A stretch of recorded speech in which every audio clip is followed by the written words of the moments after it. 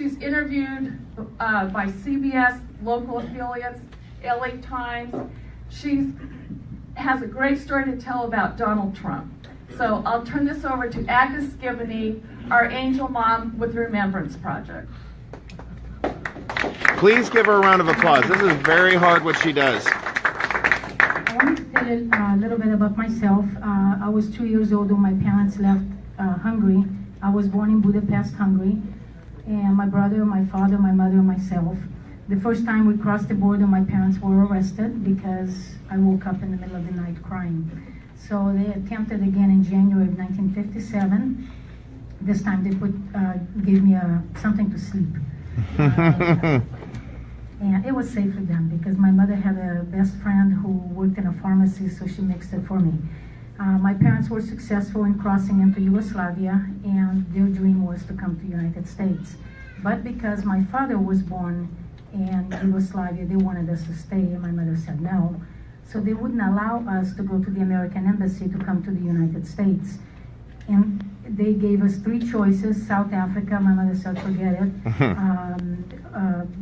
Austria, which is right next to Hungary, she said no way, because if there was a war, Austria is going to get it too. Or Brazil. We ended up in Brazil, where we lived for 13 years before we were able to immigrate legally to the United States. My father had a job contract.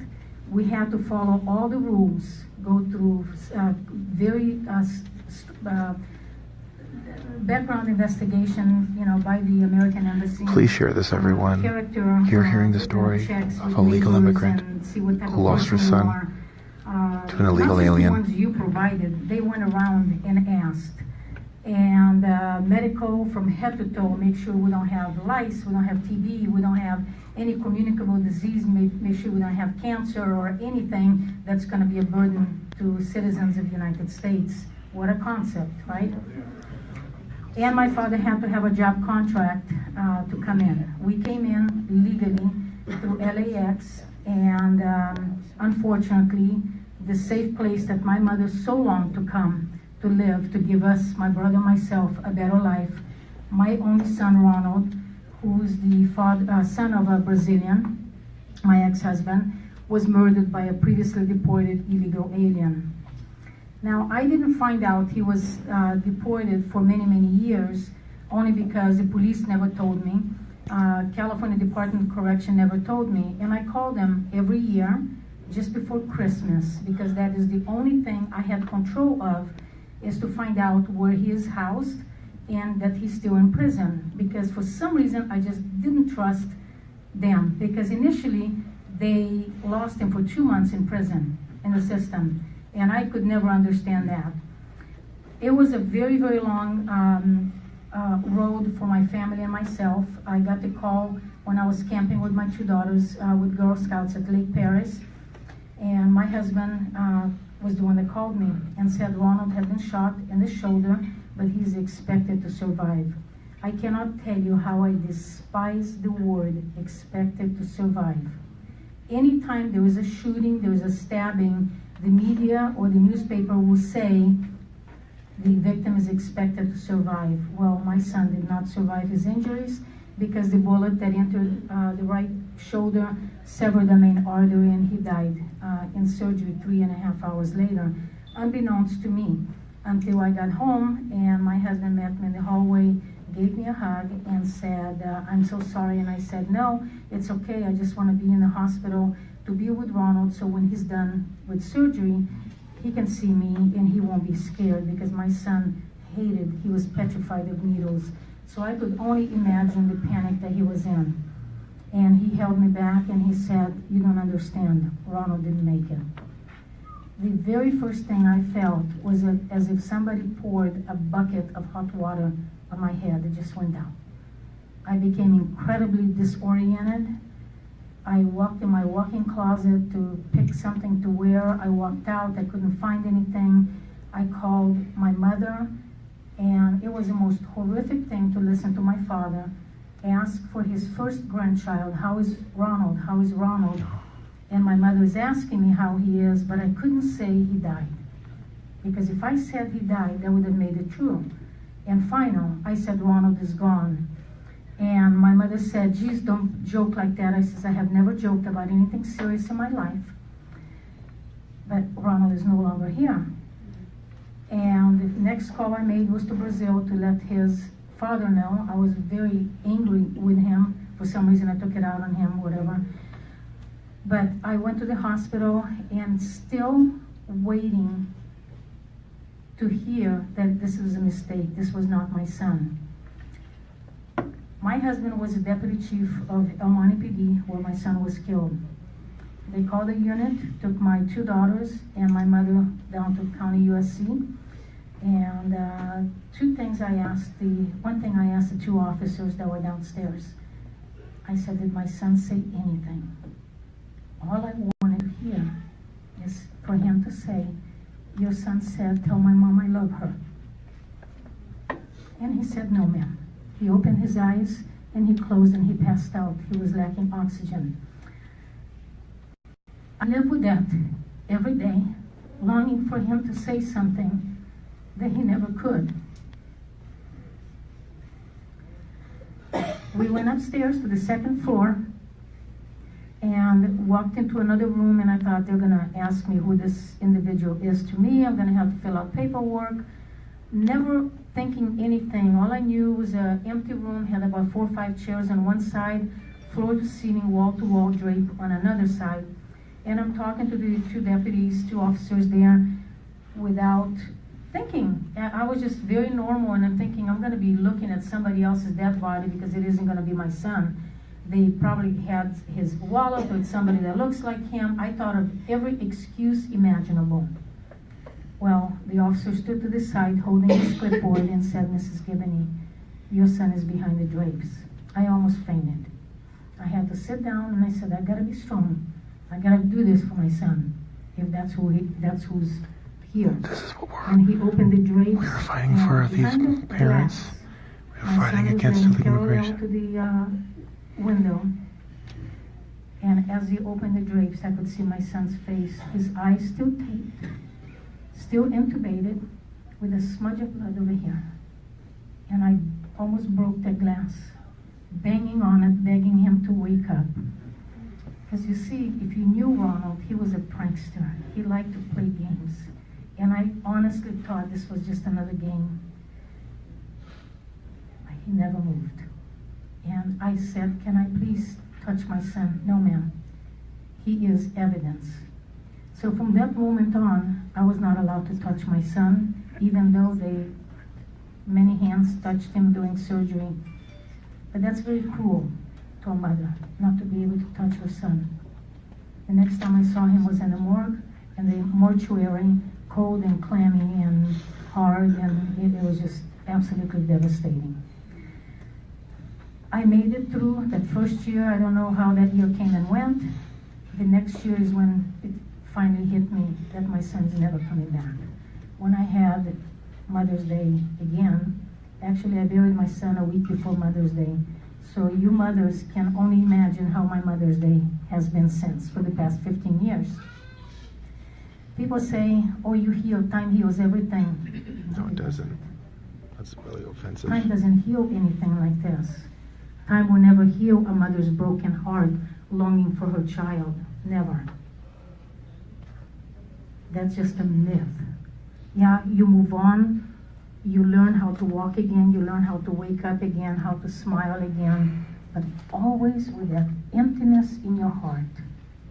Always with that wound that never heals. And trust me, there's no psychologist, there's no doctors, there's nothing that can take that away.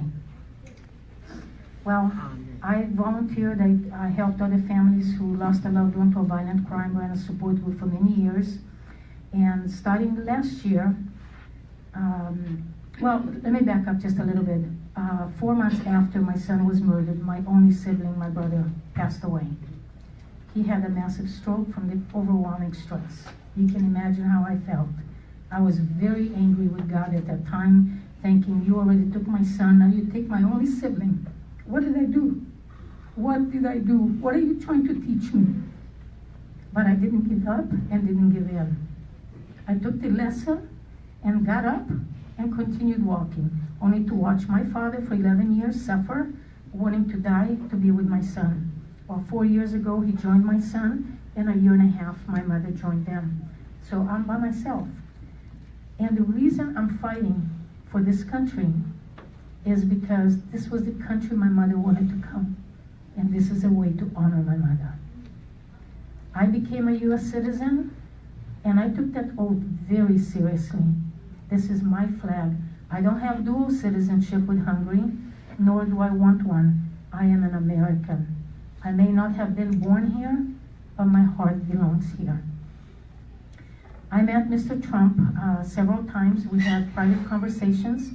Wonderful man, very compassionate, very caring. And one of the things that I said in Austin at the Sean Hannity taping, town hall taping, I said, Mr. Trump, I was in Hungary last year, 2015. I said, I saw thousands of Syrians pouring into the country. Please do not let them in our country because they're devastating Europe. Look at England, Belgium, France, Germany. I said, we cannot allow them to come into this country. And Mr. Trump didn't say anything, but his eyes connected with mine. He put his hand over mine and squeezed gently and just nodded, yes. So when his travel ban was passed, and I go, there, that has my name on it. This is a video everybody, you need to share this. You must share I believe this. in extreme vetting. We must end illegal What makes immigration. people think that We they must can come in this protect country, American take citizens. charge, and do whatever they want? You couldn't do that in their country. Exactly. That's the reason. And we need to be vocal, we need to fight, we need to be loud. Because they're loud, we need to be louder, otherwise they're gonna win. And don't be afraid, there's a lot of empty tracks. That's correct. Sometimes we gotta be escorted by Kayla- police, and that's okay. Kayla I make Daffer sure nobody's mentioned following me home. If I'm gonna die, I'm every gonna die person in for these this country. pictures is an American citizen killed by an illegal. Every person you see in these photos But I'm was not gonna let killed them by an intimidate illegal me. alien. And we gotta all fight. Mr. Trump is fighting for this country. He's a true patriot. He is really honoring this country like an American honors this country. And I know there's a lot of people trying to bring him down, but we're not gonna allow that. I went, April 27th was my son's 15th anniversary. Could you be my cameraman? I was invited to go to Washington, D.C. to speak before the Senate Judiciary Committee as an expert witness on border security. What better way to honor my son? What better way? And what's amazing, after I went through the metal detector and I put my phone down, when it came out on the other side, it had my brother's picture on it.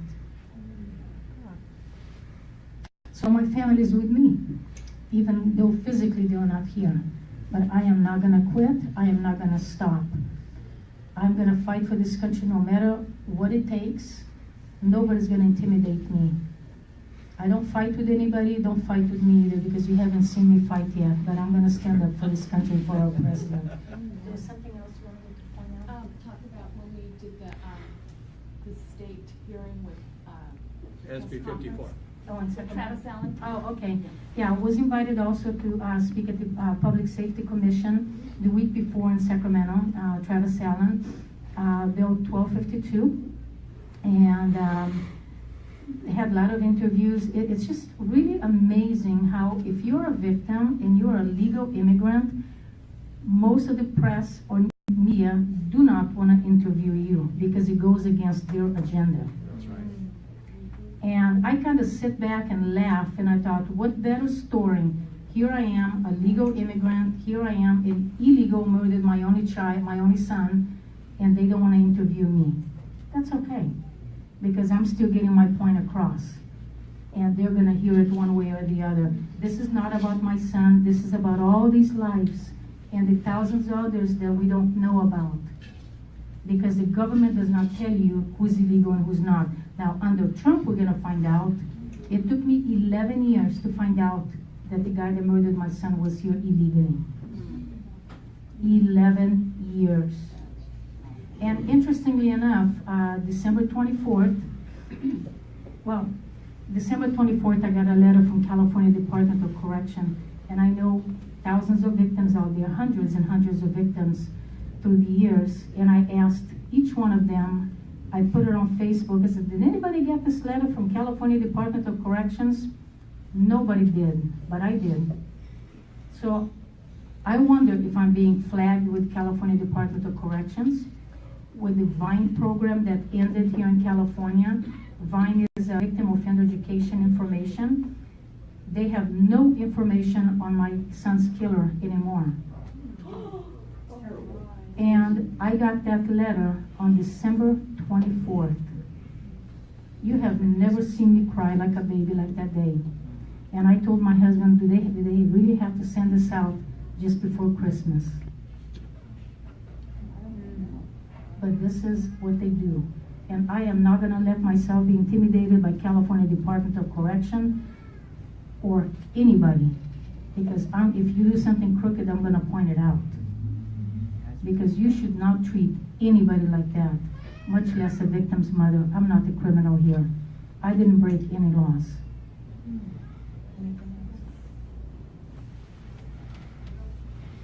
If you guys have any questions, any comments, there are no difficult questions or hard questions. The worst already been through.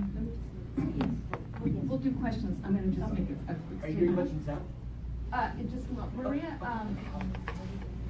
I talked to Maria Espinosa today, and she wanted the club to understand that Agnes was never allowed to give her victim statement in the court system. And Maria is going to work diligently and make certain that that day becomes a reality for you. Is that Agnes worked so hard to be able to say her victim statement, and she has never been allowed to do that. But Maria is going to be working to make that come forward. If I could just tell you what happened that day in court, the judge kept telling me, this is a Pomona court, Mr. Gonzalez, if you committed this crime, please, you should plead the case. Mr. Gonzalez, are you sure you don't want to plead this case? And I look at my husband and I said, what is this judge doing? Third time, Mr. Gonzalez, you should plead the case, because if you plead the case, you're still going to be young enough to come out and still have a life. You still be young enough. And I'm looking at my husband and I says, I just don't believe this. The prosecutor and the defense attorney both knew I wanted to make an impact statement, because just before we went in, I notified them. In fact, the defense attorney gave me a hug outside of the court. And he was sentenced. He took a plea bargain, 11 years for voluntary manslaughter, the maximum, plus 10 years for using a firearm. He has to serve 85%. And I asked the prosecutor, I says, what, do we come back after lunch so I can say my impact statement? His answer was, no, he's gone. I says, no, he's not. He's downstairs in the holding unit. When all the inmates and all the cases are done, that's when they get taken out in the bus together. And he says, no, we don't have the funds to bring him back up. What? I contacted Steve Cooley. He put me in contact with Janet Moore, or Janice Moore, or Janet Moore, his right-hand operations. That's when they missed him, lost him in court, in prison for 2 months. They didn't know where he was. And then she came back and said, well, the 120 days is already expired, so you have, we can't bring him back up. I said, I'll drive myself up to Susanville. I'll pay all my own expenses. Just let him sit in front of me so I can tell him who he took.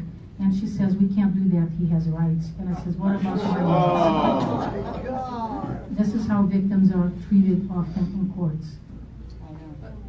Maria Espinosa is going to work to remedy that, and she wanted me to make that announcement today.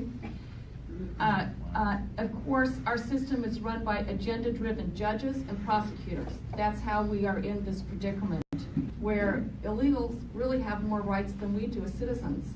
They have special privileges. Yes, and there is Mike's handy sign. Please use that number. Use it often. Call this guy, everybody. We have a new sheriff in town, Donald Trump. Yes. So please make wise use of that phone number. Maria Espinosa, I spoke to her today. She has established a Washington, D.C. office now that she has an advisory role with the Trump administration, and she wanted me to make this statement. We have a president who has vocalized his America First agenda. And now, except for a handful of people, both parties and the media are doing their best to stop this president. Here's what she said, and again, she's an advisor within the Trump administration. President Trump needs our help. And she said, please join us. And she said, remain engaged. President Trump needs to know we're out here and that we support him maybe as high as 100%. I know I do. So you can visit the website, theremembranceproject.org. I also have business cards with that on. Maria will be putting on in October a second national conference. As we said last August, she got Donald Trump as the keynote speaker. So she expects it will be in October in Washington, D.C., and it's going to be spectacular. So you can visit the website to join us and make donations. And again, I have my business card with the website on it. So if there's any questions, I'm going to turn the mic over back to Agnes. I have a question. My name is Daryl Martin. I live here in Torrance, California. I know what it's like to lose somebody. It's hard. And how can I help you fight illegal immigration? If you want to record him, Recently, record people. I got into a fist fight with an illegal immigrant over illegal immigration. It happened to me in person. I was attacked for being a Republican. This individual was really violent, and he was an illegal immigrant. And after that, I just decided enough is enough. I don't want to be treated like a victim. I don't want to go out there and be attacked for being Republican anymore. I want to start defending myself. And if they want me to take me to jail, you go right ahead. I don't care. Because I can't take it any longer. I'm just to my boiling point, but I want to do it right. So how? I don't want to do it the wrong way. I am so sorry what happened to you. It It's shouldn't okay. have happened. It should have never I know happened. I know it shouldn't, but it's happening. So Daryl, let her answer the question. What I would suggest to you, don't get engaged to the point that you're gonna fight, because that's not productive. You don't wanna endanger yourself, put yourself at risk, or end up in jail. If they start fighting, just walk away. You're not losing anything. They are. And remember, they have nothing to lose because they commit a crime, and what do? They cross the border. He was a criminal. Yeah, they cross the border. So you need to protect yourself first. But how can I help your organization? What can I do for you? I'll give you the You website can- to donate and get involved. I'll give you I a can go to your rallies. Absolutely. Yeah. We need everybody to come Thank to you. our rallies, please. Yes, please. Yeah, contact Robin. We have, she You know, does I'm gonna tremendous have my business. rallies, We yeah. always need people to join us. Okay, well, then that answers my question. Okay, perfect. Christine, go ahead and next, Thank you, please. Ms. Singh. She's next. Let her go first, okay? Shh, guys, please don't talk while she's talking. Christine, go ahead, please. Okay, my question is, do you have a website address for this list, name of the people, so we can share Yes. on our Facebook? Do you have that list so you can I provide will that? give you the website. I'll hand out my business card with the website address on it. Okay, that's great. Get a panorama. I'll get to you in a second. Yes, the question back there. Yes, my name's Randy. Have you guys been on the Doug McIntyre show? Yes.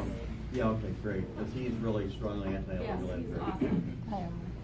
Hey, how you doing? If you could do a rally at one of the Westfield malls, would you like to do that? Robin? In a mall, they have free speech, so you could make a presentation. Yes, we would definitely stage a rally there.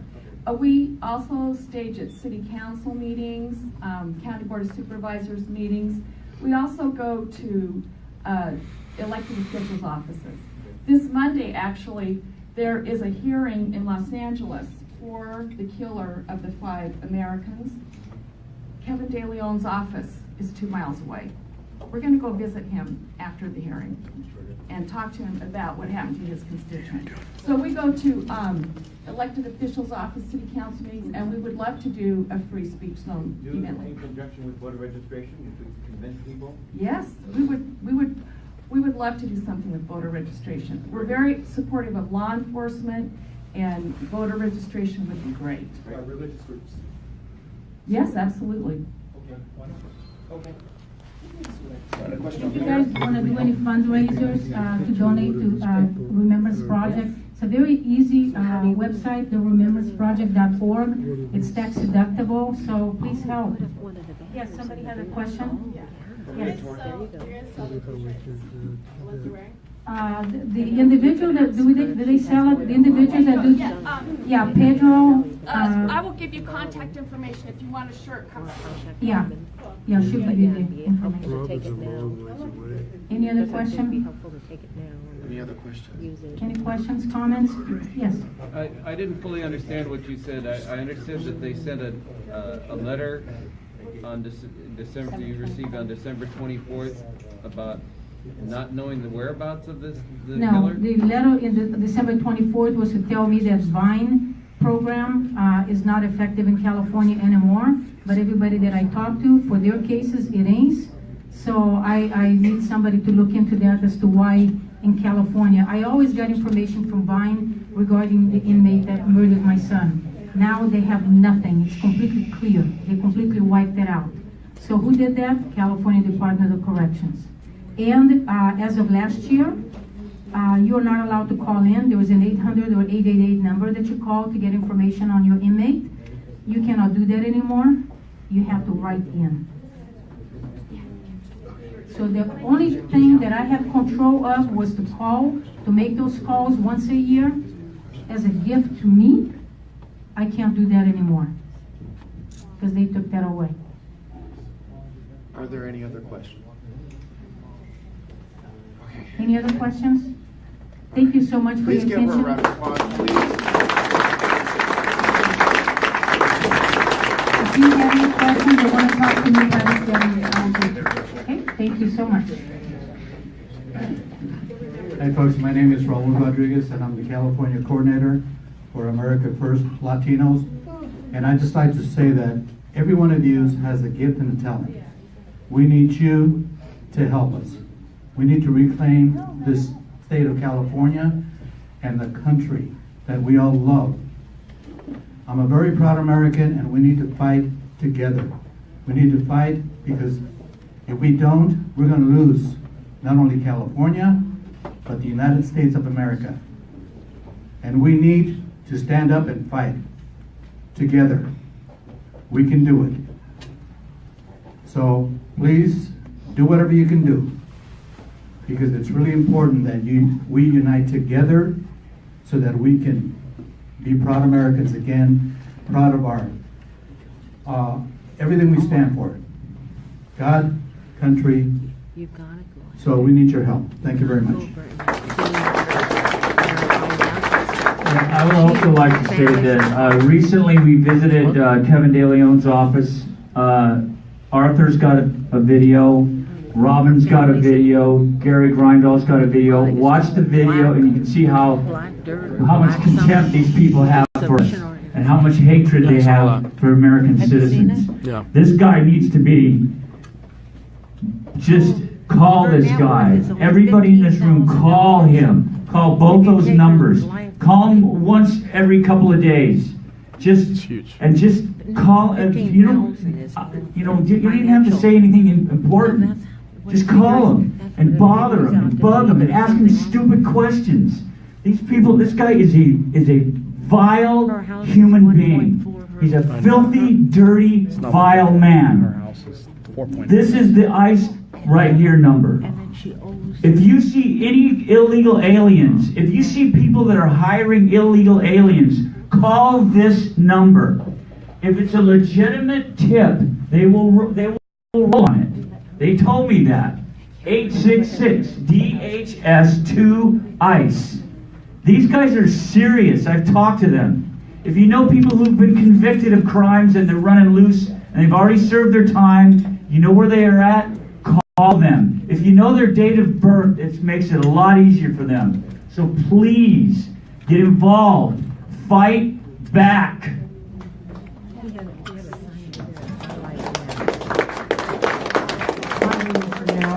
I just want to say to the young man over there, my husband was immigrant too. It took him over 10 years to get his papers. And I remember I went down to immigration on Los Angeles Street. I stood in line with him. They come out to your house and we went through the whole thing. But you can file a complaint and they have a form that you fill out. Because when they're here, they're not supposed to get in any trouble. You can file against his immigration papers and they have a sponsor. So anybody out there, if you get into them with on the street, if they have a license number or something, you can report them. And just like you report an attorney or something to the bar, you can report them to the immigration office. And that will go in their record, and hopefully it'll stop them from getting their citizenship. I remember that. So, this is a lot to take on. It's a heavy meeting, but excuse me. I'm usually not this extra about it, but it's not chatter time, okay? Okay, we had a mother here. If you guys want to talk, do it outside, okay? Because one mother lost a son, okay? And Janice, I didn't want to put you on the spot, but I know you lost a nephew too, believe it, me too. And so I didn't want to put you on the spot except to say. And the reception she got from her congressman was dismissal. And I asked Agnes's permission because I don't want to. There are so many lives lost, and there's one more life. It's my fault. I didn't bring a shirt. It was a young boy named Ruben Morphine, a 13-year-old boy. It was 1990 in Salinas, California, which is not a sanctuary city. They actually stopped it, but they want to sue Trump over the sanctuary city ban. But they didn't go to sanctuary city status, and this mother, Angie Morphine, was a big part of that. 27 years ago, her son was not just murdered, but executed by an illegal alien. Okay? Illegal took the boy, shot him in the back of the head. That's what they did with my nephew. A gang member did it. Okay? 27 years later, and she has not recovered either. Okay? So, it's a very serious issue. Illegal immigration is not a victimless crime. Every state is a border state. Maria Espinoza made a case of that. We understand that because we're the border state, overrun with this garbage. But you have illegals killing Americans in every state, from Rhode Island to Arizona. Okay? This is why we need to double down on this fight. And politically, it's offensive to me that we have political parties on both sides that will not touch this. Or, worse, want to accommodate it. Okay? And that's why, one of the reasons why I am so proud. Please give them another round of applause, okay? These individuals come from Apple Valley, from Ontario, to Long Beach, okay? This is a big commitment. So, thank you again. We need to make a very clear case and double down on this. We need to be organized, and this is why. So, this is a meaningful segue. Really quick, Matthew, come on up. How are we going to get rid of these, I love what Chanel calls them, undocumented politicians? I'm so sorry for your loss. I mean, I hear the story. I feel horrible about this. And this actually, I don't want to say it, it's an opportunity here. What are we going to do? There's something very concrete we can do. It's a numbers game. We can translate your angers, fears, frustrations, and yes, sometimes hate into action, that we can transform our situation here. We need 2 seats, 2 assembly seats, to stop any bills they try to pass. If we have 2 more seats in the assembly, we can stop their illegal immigration bills. We can stop any more attacks on Prop 13, and it's coming. If we have 2 more seats, and that's why I asked me, it's kind of by accident, I'm at the end here, but here's a way we can translate this into action. I brought a whole bunch of voter registration forms. I'd like everybody to take 5 or 10. When you're speaking to friends and you hear their frustration with paying new gas taxes, what? And they're going to sign, we're going to ask them to sign recall petitions, ballot propositions. And at the malls, the Remembrance Project, you can be at the malls and we can have tapes. I did a Trump political rally at the malls. We can do that. I'm a free speech expert. The malls are required by the Supreme Court to allow us to do political expression at the malls. We'll have tables with voter registration, with ballot initiatives, education of the 7 Second Amendment ballot initiatives we have coming on 2018. This is a huge year, 2018. It's a huge opportunity. These frustrations we have to be translated now into action. Otherwise, we're shouting at the darkness. We have to light lights now. And we have to transform to make California shine again, make California red again. You know, if we get 2 or 3 seats this time, it will be fantastic. And we can do it at our local malls. Every mall has this application. Every shopping center. We can set up booths at every shopping center. Maxine Waters, one was what, 6%? 8%? So we can go to the malls and the areas where maybe people are entrenched in the Democratic. We can find the softer areas and we can get voter registrations. They're going to be pissed off. They're paying $2. I mean, lower income people are paying $2, poor people taxes on their cigarettes. They're pissed about that. Gas taxes. If they own a house, they're going to risk losing their house. That 1% you're paying on a $200,000 house, $2,000, is going to go to $5,000 and $10,000. It's going to kill lower income people, retired people. It's going to kill it. And this is how we can stop it. We can translate it into action. Our goal to make California great again is 1 million new registrations. We're going to go to groups like yours. We're going to pass out hundreds of thousands of registration forms. If each one of you got 10 people to translate over, just 10 in the next year, that could be enough. And all the groups with your friends, family who are disgusted, there's an opportunity here. Please, by all means. If we can do rallies, we can have rallies and have these multiple issues there. At the malls especially, it's a great way of discussion. You know, we've been doing these crazy rallies, and thank God for Arthur. Oh my God. Can we all give Arthur a big hand? To see his energy at the rally, at town hall, oh my gosh, and he's posting it, seen by millions of people. Yeah, they let him stay. Yeah, well, you're gonna maybe have to tone it down a little bit. But some news, Arthur. Yeah, yes. But so all of us can do. There's things like somebody said earlier. We have skills and talents. We can go in certain directions. But ultimately, bottom line, it's a numbers game. We need the numbers. We need voter registration. Let's translate all of our passion. All these passionate people, Arthur and I, all the rallies, Joe, all these people, let's translate this into action now, into numbers, into new registrations.